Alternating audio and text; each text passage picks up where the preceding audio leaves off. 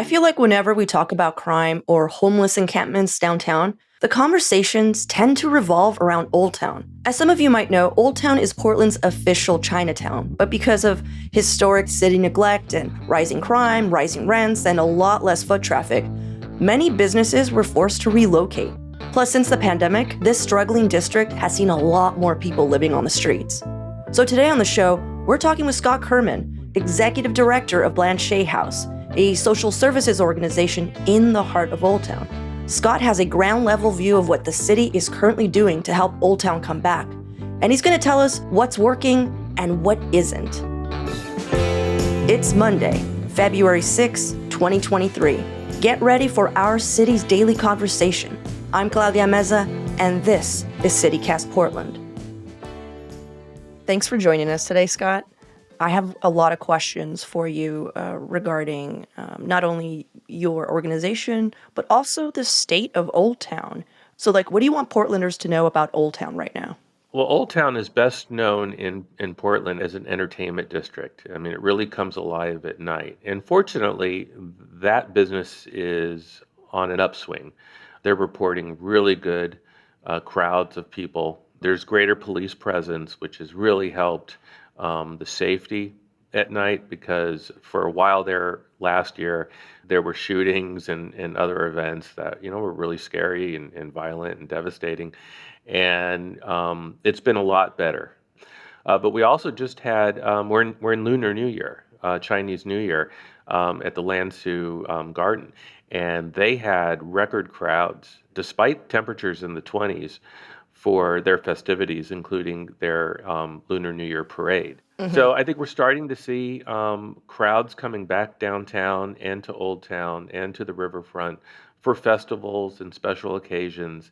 But we're not necessarily, I think I just saw we're still at about 60% of our pre-pandemic population in terms of downtown. So right. I think until we see a workforce come back to downtown or the downtown reinvents itself, we'll probably still see a sort of a good and a bad when it comes to crowds downtown. Yeah, the feelings of people who are thinking about downtown and Old Town, it's two separate areas too. Old Town is very specific. Mm-hmm. It used to be Old Town Chinatown.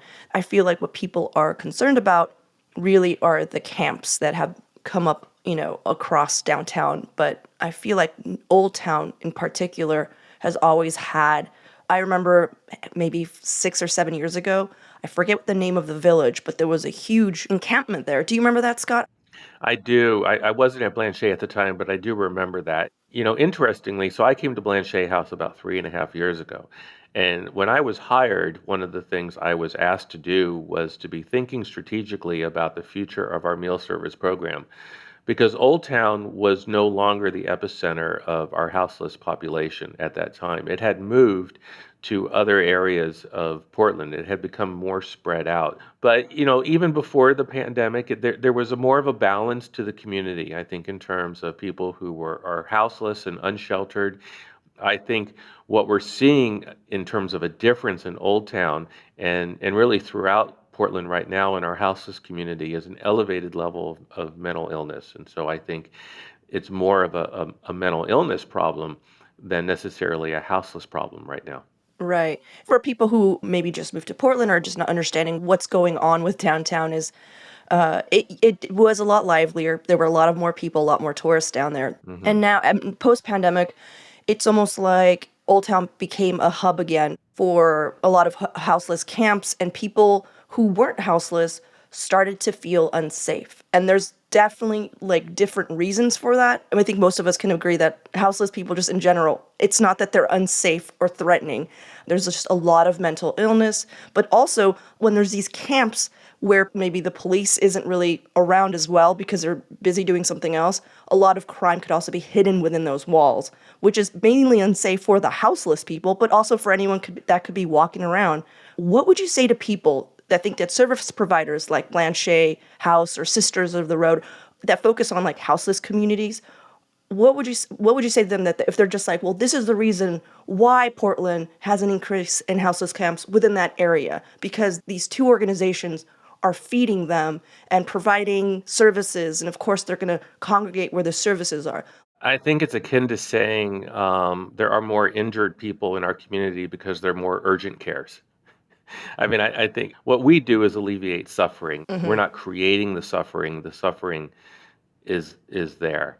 And so what you're seeing is not a problem caused by places that are feeding people and handing out clothing. It's a problem that there's a lack of housing. There's just insufficient housing in Portland and actually across Oregon to meet the need. That's just data science. And getting back to the issue of mental illness and drug abuse and addiction, we don't have sufficient services as that, right? It's well known that Oregon ranks 50th or 49th in so many categories having to do with mental health care and addiction services. And then we rank at the top of lists when it comes to people who need these kinds of services, right? So that's an impossible dynamic. So what do we think is going to be the effect of that kind of imbalance? Well, just look outside. Hmm. That's the impact. We have people with significant mental illness who are untreated and literally just wandering the streets.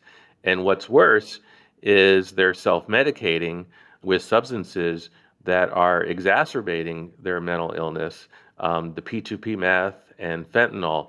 And so it's a deadly combination of factors right Yeah, now. I'm gonna pause you right there because I feel like we've heard rumors about how everyone in organizations that work with at-risk communities, they've been ringing the alarm like, hey, these aren't the same drugs that people were taking, even 5 years ago. These drugs are insane, and they're like inducing psychosis at such a rate that that's another reason why people who need mental health services, why that population is increasing.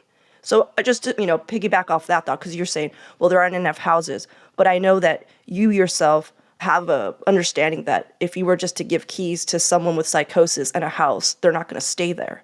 That's correct. And I do also want to point out that Blanche also runs transitional housing programs. But our concern is when we observe the people that we're feeding, and these are people that we feed every day, 3 times a day, 6 days a week, and have been doing so for many months, if not years. They have spiraled so far down from where they were just 3 years ago, 2 years ago, that we wonder if they're not going to need something close to 24/7 care, at least until they can get to a place where they can function with less support. I mean, there's a lot of damage.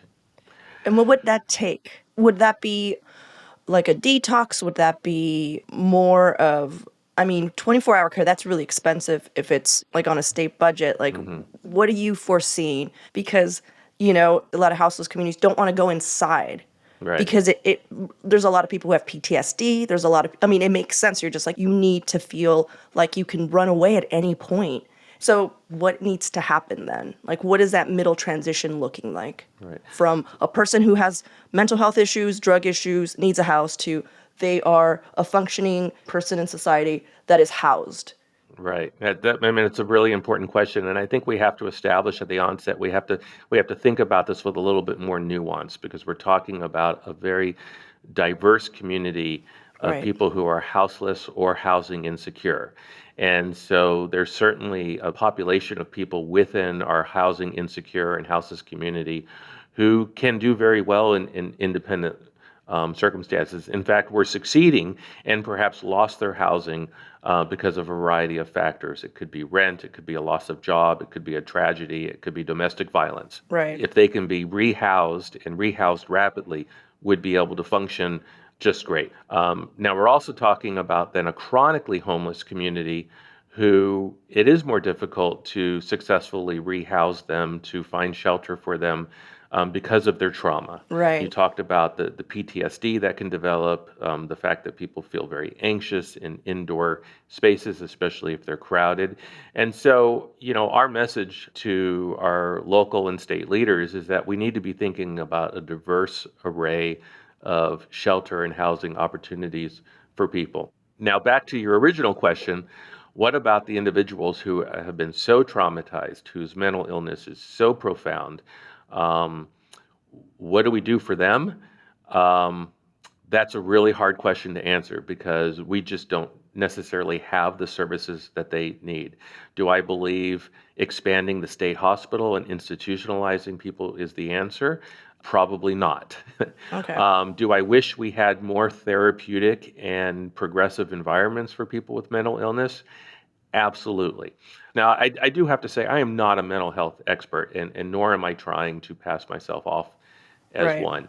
But we have these people, right, in our world. And what I would hope is that we can maybe turn a corner and think more broadly about mental health services, and have a more empathetic and compassionate understanding of the role trauma has played in these people's lives, why they're on the street in the first place, often links to the trauma that they've experienced. And sometimes when Yeah. we talk to them, we find out that trauma occurred when they were children. There is certainly transgenerational trauma that exists. People who grew up in communities marked by generational poverty and sometimes the challenges and abuses that can occur in that kind of environment, Yeah. and maybe thought they never really even had a chance. Yeah. Let's take a quick break here. And when we come back, I want to ask you about how the city's 90-day reset plan has worked out in Old Town.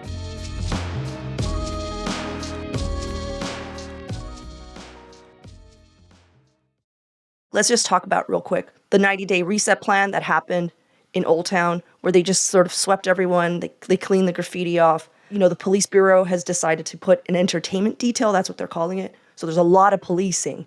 And to me, that seems like counterintuitive to the things that do work. I mean, it's making it so there's a balance between business and the houseless community, but like, how do you feel about these actions? Do you think at the end it's going to get us where we need to go?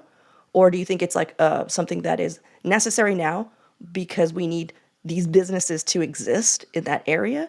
Are the sweeps effective? In my opinion, no. And they're not effective for a number of different ways.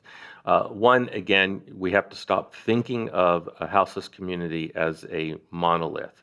When they come through and sweep, and they offer shelter to people who are being swept, the folks who are more able to care for themselves, who have more capacity for self-sufficiency, are able to either accept that shelter or relocate to other neighborhoods. The people who aren't, the people who are addicted, the people who are not very self-sufficient, who have a lot of high mental health needs, they're not able to take advantage of the shelter for a variety of reasons, often because they don't want to, because they don't feel safe in those environments. So, what you're left with then in that community are unsheltered people with high needs, often high mental health and high addiction needs. And that throws off the balance in the ecosystem that existed. Right. So, I don't think sweeps help. I've called them tornadoes in the past because it feels like it sort of destroys the structures, the tents, their clothing and possessions are gone, but the people remain. And then they're often left without anything. As to increased public safety presence for the entertainment district at night, I know it's a big help to the people who own the businesses and a big help to the people who enjoy these services. And so I think it seems that it's helping people. We're not seeing a negative effect on our unhoused population. It's important to remember that unhoused people also feel a lack of safety. We've Yes. recently had to increase our security presence in our cafe, and we're hearing from a lot of people who are enjoying our services that they're actually thankful for that. Increased security presence certainly has not dissuaded people from coming to services. And we're still make sure that all of our reactions to people, including people who are acting with a lot of hostility and aggression, we want to be trauma informed. We want to help people sort of resolve whatever is troubling them at that moment, because they may show up, and often do show up for us the next day completely different. Yeah. And Scott, the other thing is that there's so many people listening right now that are just like, that's me, but I somehow didn't end up in the streets because a lot of us have multi-generational trauma and like they can empathize to a certain point, but then they're just like, but I'm traumatized and that's not me. So why can't they just, you know what I'm saying? Like, well, why can't they get over it? Because I got over it. Right. There are certainly people with trauma in our community who are not houseless, who are not food insecure. Absolutely true. In fact, there's probably nary a person out there who hasn't experienced some trauma in their life. And then maybe be introspective about that. You know, why are you relatively stable compared to somebody else? What supports did you have in your life? I mean, I was hospitalized last year with a pretty significant illness. Hmm. I mean, it was scary there for a moment, and it was very traumatic. But here's the trauma I didn't have to experience. During that extended hospitalization, I didn't have to worry I was going to lose my job. And I didn't have to worry about how I was going to pay for my medical bills because I had insurance. And I didn't have to worry about who was going to care for our pets because we had a lot of friends and neighbors who stood up and like took in our dog, right? Right. So that's a lot of blessings. A lot of Right. people don't have that. Somebody told me once, and perhaps we'll end with this, when you're poor, I mean, and we're talking about serious poverty, chances are everybody else you know is poor and in a state of serious poverty. So where do you go for help? Who's able to help you in your time of need? And the answer, sadly, often is no one. And so it doesn't take a lot. There are not a lot of dominoes that have to fall in a person's life before they're on the street. I'm sure for a lot of people listening to this, count the dominoes that would have to fall in your life before you're forced to sleep in your car. And that's the difference. Thank you, Scott. I really appreciate you answering all my questions so open-mindedly and for giving us so much information. Also, thank you for all your work. Yeah, it's a blessing and a privilege to do this work. And now for your microdose of news. So right after we taped with Scott, we got some big news about a new plan to house hundreds of homeless people in downtown Portland. On Friday, County Chair Jessica Vega Peterson announced a new initiative called Housing Multnomah Now. She says it aims to spend $14 million in the next year to help move 300 people into apartments. That's some good news. Also, a state arbiter has put Portland Police Union President Brian Hunziker back on the job after deciding his firing was political. Now, you might remember that Hunziker was fired last year after he leaked a false report linking former city commissioner Joanne Hardesty to a hit-and-run accident that she had nothing to do with. Now, Hardesty had been deeply critical of the Portland police before Hunziker leaked his false report. So yeah, something there was political. Not quite sure it was his firing. Plus an update to a story we mentioned last week about the now-closed Facebook group PDX Stolen Cars. The group had been a resource for countless Portlanders after the police shut down their own auto theft division in 2006. But volunteers have come to the rescue again. They're starting a new Facebook group, PDX Stolen Car Recovery, that will just focus on reconnecting abandoned stolen cars with their owners. That's all for today here on CityCast Portland. If you enjoyed the show, why not tell a friend, rate it, leave us a review, or subscribe to our morning newsletter, Hey Portland. We'll be back tomorrow morning with even more from around the city. Until then, see you at Slim's.